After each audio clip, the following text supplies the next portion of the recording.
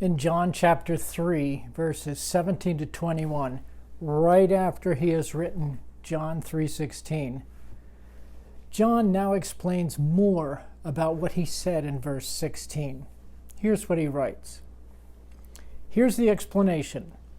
God was incarnated as Jesus, not primarily to condemn the guilty, but in contrast and more importantly, through him to save humanity.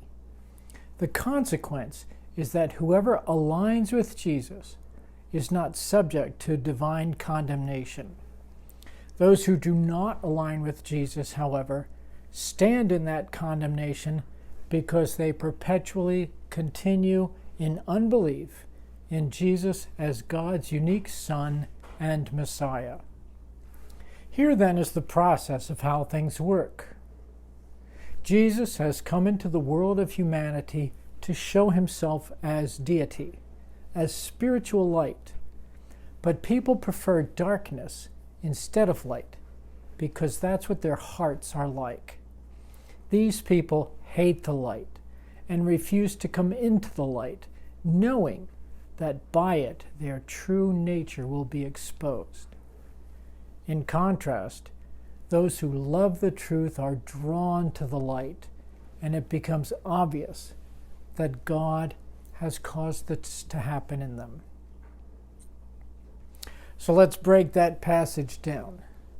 Jesus came to earth to save humanity from sin and death. Yes, Jesus will eventually judge the world, but judgment is not why he was incarnated. Judgment is for another time.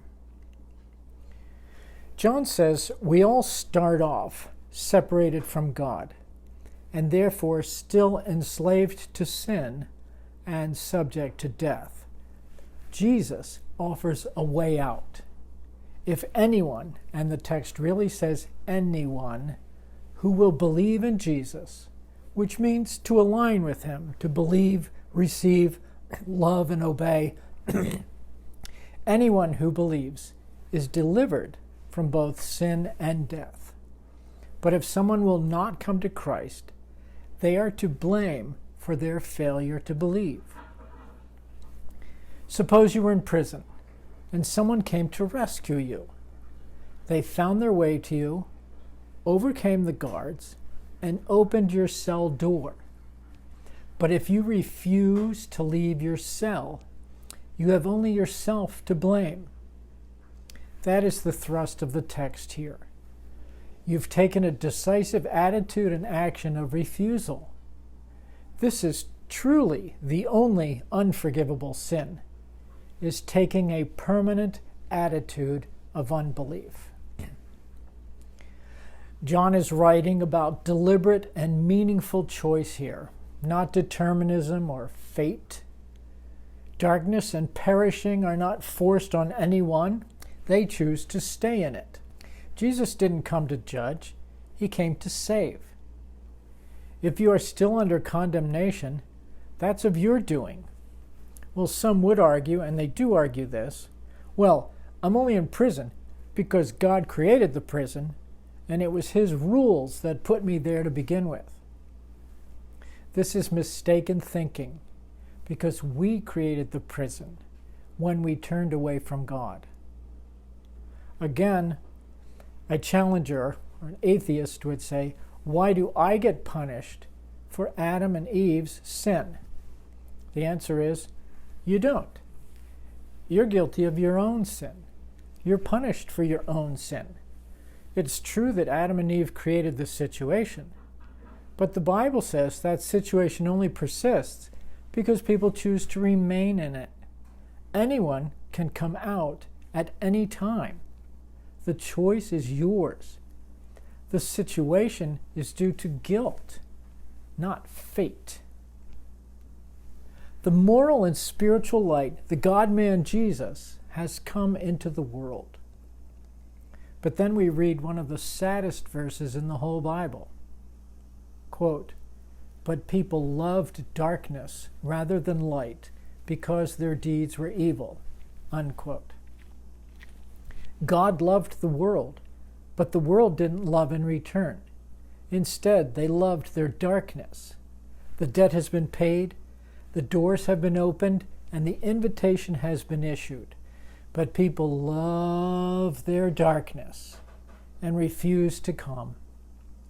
Roy Ortlund writes, quote, "You cannot cling to your self-created falsehood and appropriate God's massive love too.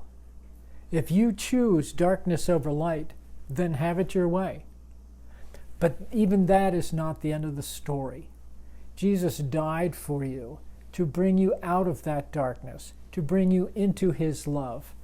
When we finally abandon our pretenses and open up to the love of God, we will find him. These people hate the light and refuse to come into the light, knowing that their true nature will be exposed. So they blame their situation on God himself, on Christians, on Christian hypocrisy, on hurt caused by Christians, on the alleged illogic of Christian theology, actually on anything other than themselves. They justify themselves by condemning everything and everybody else. Now, though this position gives them an air of moral and intellectual superiority, it is ultimately an empty and false position. A.T. Robertson writes, quote, "The pathos of it all is that men fall in love with the darkness of sin and rebel against the light like denizens of the underworld." Unquote.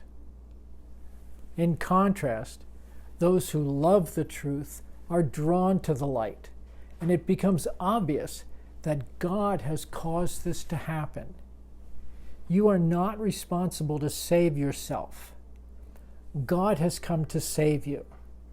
Your initial responsibility is to respond to what God has done. Recognize and respond. Open your heart to what has been done for you and what is offered to you.